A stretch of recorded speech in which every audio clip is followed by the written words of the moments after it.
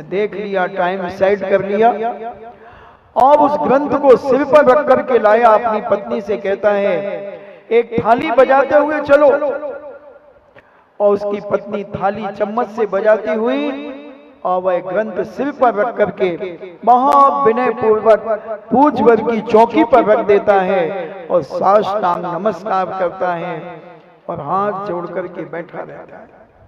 बहुत देर बैठा रहता है। जब पूजवर की आंख खुलती है और देखते हैं कि अरे ये क्या? बोले भगवान आपके कर कबलों में ये मैं भेंट करता हूं। मुनिराज ने जैसे ही उस ग्रंथ को खोला 3 बार अपने मस्तक पर लगाया और कहा धन्य है, इसी ग्रंथ को मैं पढ़ना चाह रहा था, बहुत दिनों से खोज रहा था, मुझे आज प्राप्त हो गया, धन्य है। और उसे खूब आशीर्वाद दिया।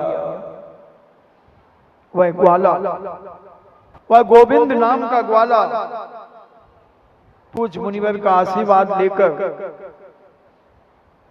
जो उठ गई ना, जो इनको भी ज्ञानावरणी कर्म का तीव्र बंद होने वाला है, हो ही गया। क्योंकि एक उठी तो उसके पीछे लाइन से सब उठती चली जाती है। ये जिनवाणी है भैया, ये भेड़ों का दर्द नहीं है। जैसे एक भेड़ चलती है, पीछे ढेर सारी भेड़, एक गड्ढे में गिरी तो सब धड़ धड़ धड़ धड़ करके गिर जाती है। ऐसे ही कुछ हमारे समाज में भी भेड़िया दसान लोग होते हैं, उठना नहीं चाहते, मगर जैसे जैसे एक ने हिम्मत करके उठी तो उसके पीछे 2-4 उठ जाएंगे। उसको तो डर लगता है पहले कि मैं उठूंगी तो कोई क्या कहेगा, मगर जो थोड़ी चंट होती है वो उठ जाती है। कर्म वर्म किसने देखे? कौन सा कर्म? कोई कर्म वर्म नहीं होता है, तो फालतू साधु लोग कहते रहते हैं। अगर इन साधुओं की बातें मान ली तो हम तो बन गए पे साधु, हमारा घर गृहस्थी कौन चलाएगा? इसलिए वो उठ जाते हैं डंके की चोट पर। अभी स्वस्थ हैं, अभी अच्छा शक्ति है, अभी ज्ञान है, उठ जाएंगे। मगर ये कर्म का बंध जब उदय में होगा, जब तीर्थंकर जैसे नहीं बचे भैया, फिर अपन किस खेत की मूली है? अपन तो बहुत बहुत मामूली है, बहुत बहुत मामूली है। और पूजवर ने, गोविंद ने वह ग्रंथ पूजवर को भेंट कर दिया और खूब आशीर्वाद लिया।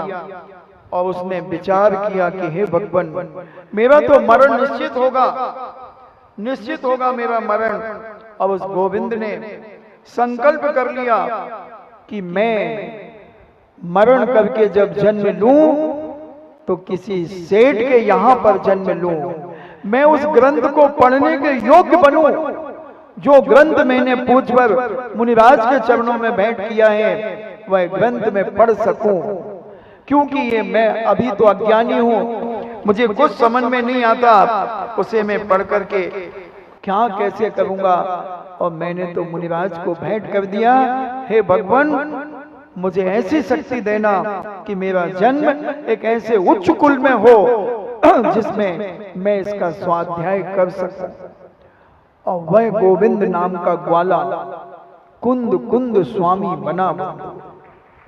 एक शास्त्र भेंट करने का परिणाम, एक शास्त्र भेंट करने का परिणाम कि वह कुंद कुंद स्वामी का रूप, और जिसने जन्म से ही कपड़े नहीं पहने, 11 साल की उम्र में जिन्होंने मुनि दीक्षा धारण कर ली, स्कूल ही नहीं गए, स्कूल ही नहीं गए, इतने ज्ञानावर्णी कर्म का क्षोभशम बना।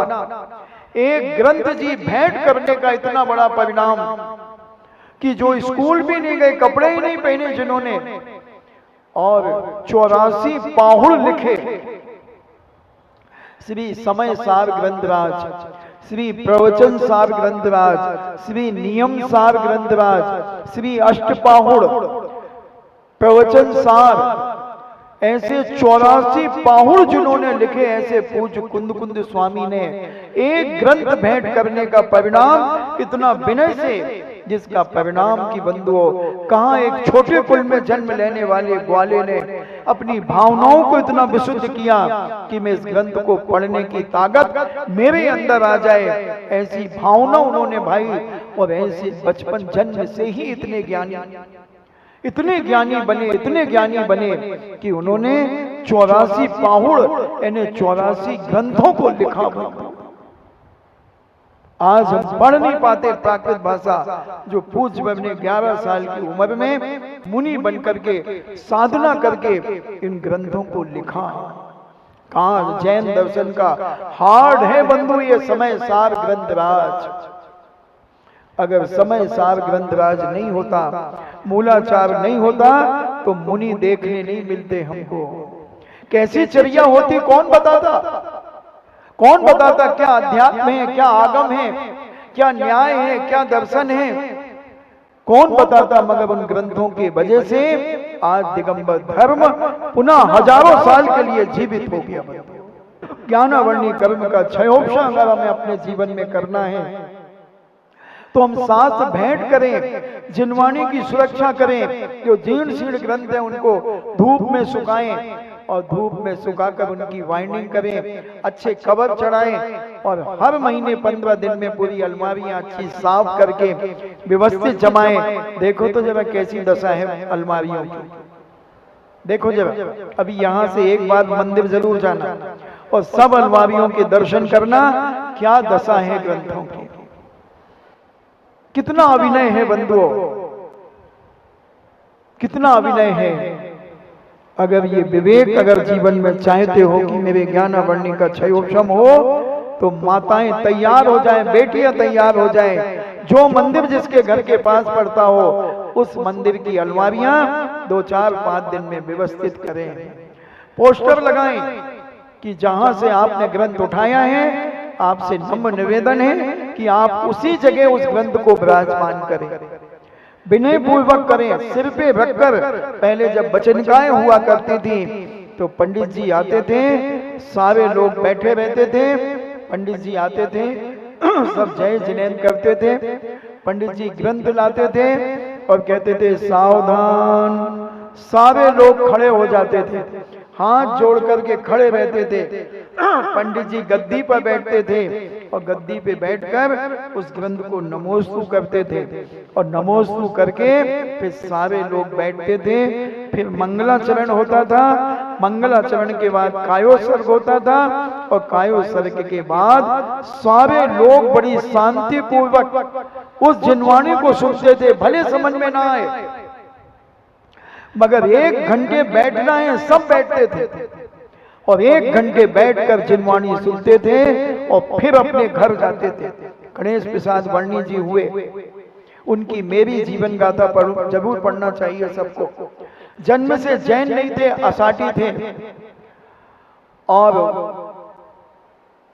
मड़ावरा के वहां पर मंदिर के चबूतरे पर श्री पद्म पुराण जी का स्वाध्याय हुआ करता था।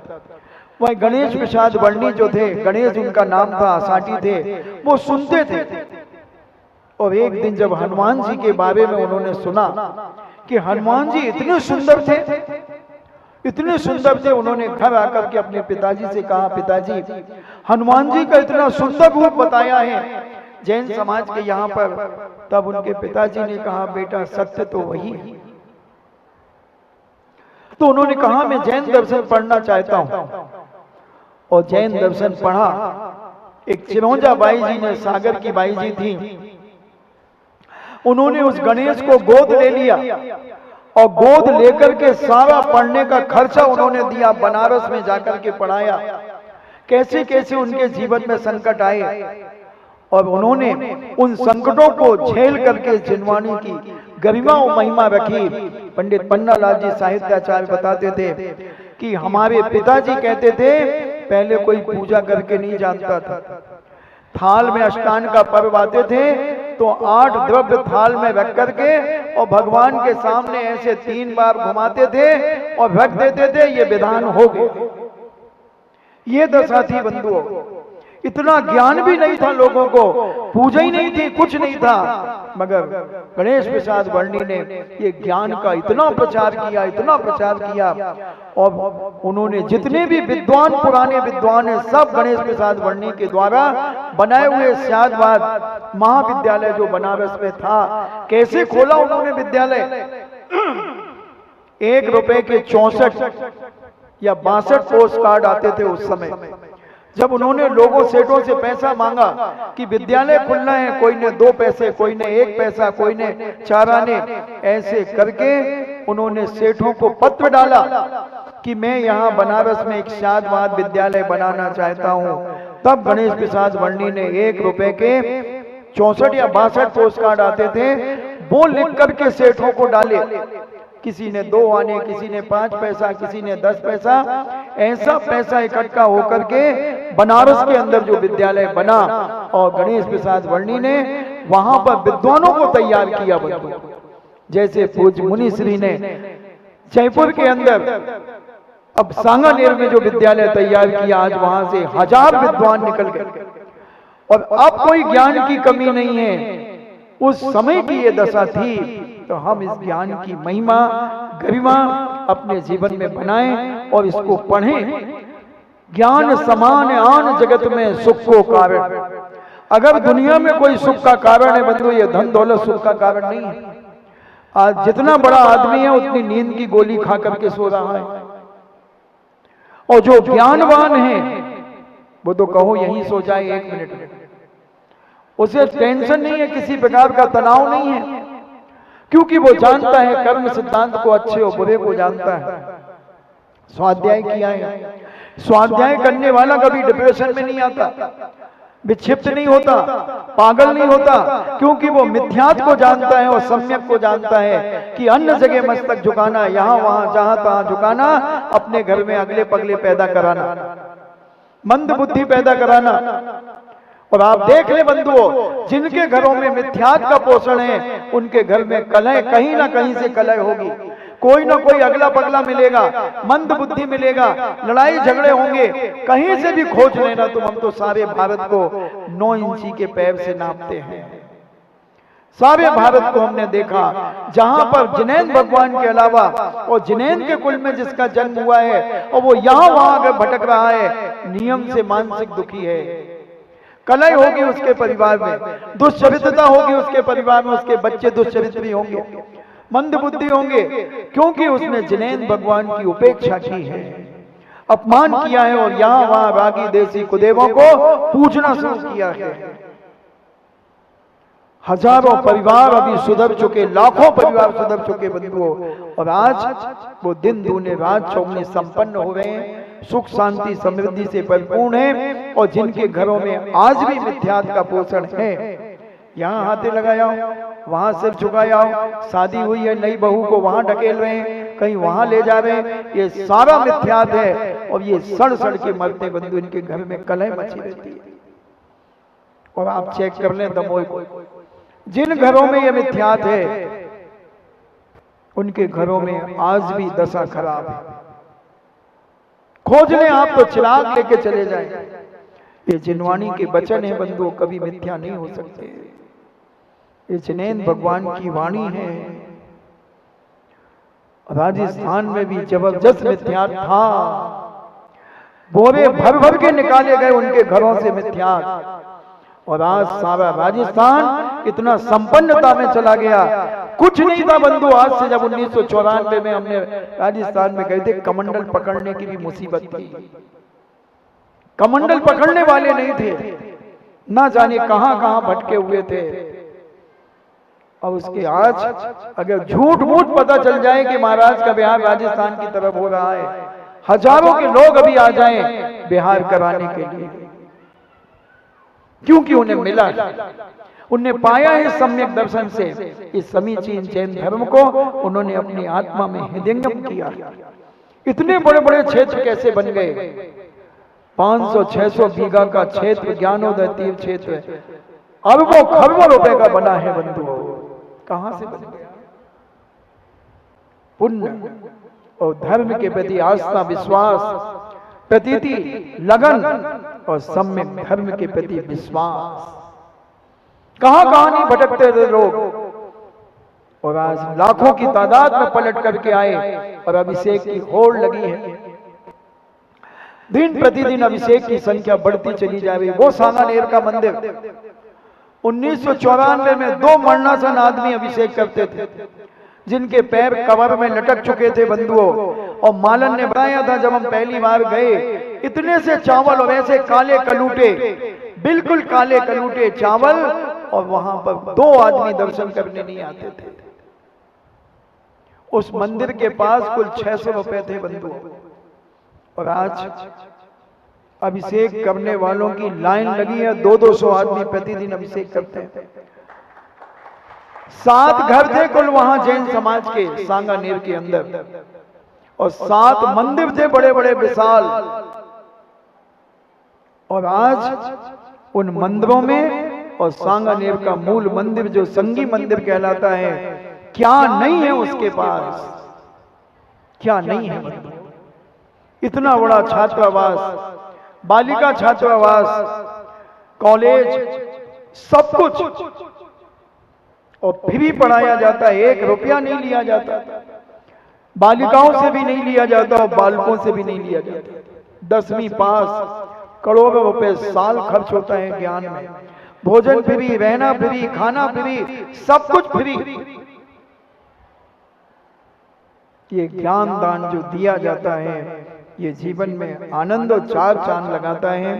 समय आपका हो रहा है, हमें समझना है अपने जीवन में कि जिनवाणी का विनय हम कैसे करें, कैसे करें जिनवाणी का विनय। और वह कुंद कुंद स्वामी जैसे महामुनिराज बने, एक ग्रंथ भेंट करने पर ऐसे ज्ञानावर्णी कर्म का क्षोभम हुआ कि बंधु आज कोई भी साधु कुंद कुंद स्वामी का नाम लिए बिना नहीं रहता। कुंद कुंद आमनाएं चलती हैं। भगवान महावीर स्वामी के बाद अगर कोई का नाम लिया जाता है, गौतम गणधर के बाद अगर नाम लिया जाता है, तो वो कुंद कुंद स्वामी का नाम लिया जाता है। प्रशस्ति में लिखा जाता है कुंद कुंद आमनाएं। आज कुंद कुंद स्वामी नहीं होते बंधुओं, तो आज साधु तो होते, मगर झाड़ा फूकी वाले पिछी लेकर के ठोकते रहते, गंडे ताबीज बांटते रहते और दुनिया के मिथ्यात का पोषण करते रहते। ये तो पूज्य कुंद कुंद स्वामी की परंपरा जो चली, और उस परंपरा ने इस मिथ्यात के ऊपर जो कुठाराघात किया, क्योंकि उन्होंने स्वाध्याय किया, स्वाध्याय करके धर्म के मर्म को समझा। उसी परंपरा में कुंद कुंद स्वामी की परंपरा में पूज्य आचार्य चक्रवर्ती शांति सागर जी महाराज, वीर सागर जी महाराज, शिव सागर जी महाराज, आचार्य ज्ञान सागर जी महाराज और आचार्य विद्यासागर जी महाराज उसी परंपरा में, और उसी परंपरा में पूज्य समय सागर जी महाराज, आचार्य समय सागर जी महाराज, और फिर उनके आचार्य श्री के शिष्य आज इस कुंद कुंद स्वामी की परंपरा की ध्वजा आज सारे भारत में विख्यात कर रहे हैं। काश अगर आज आचार्य श्री नहीं होते बंधुओं, तो ये पूरा भारत गारत मच जाता और हर साधु गंडे और ताबीज बांटता फिरता और दिन भर पीछे लगाता फिरता। और आज देखो जैसा जो कुंद कुंद स्वामी की आमना को नहीं समझते, आज वो क्या क्या कर रहे हैं। शिखर जी में जाकर के देखो, सोनागिर में जाकर के देखो, तीर्थ क्षेत्र में उनकी दशा देखो बंधुओं। इसलिए ये ज्ञान अगर तुम्हारे पास है तो तुम शिथिलाचार को मिटा सकते हो, और शिथिलाचार मिट गया तो जैन दर्शन की ध्वजा 500 साल आगे बढ़ जाएगी बंधुओं, और जैन दर्शन की जय जयकार सारी दुनिया में होगी।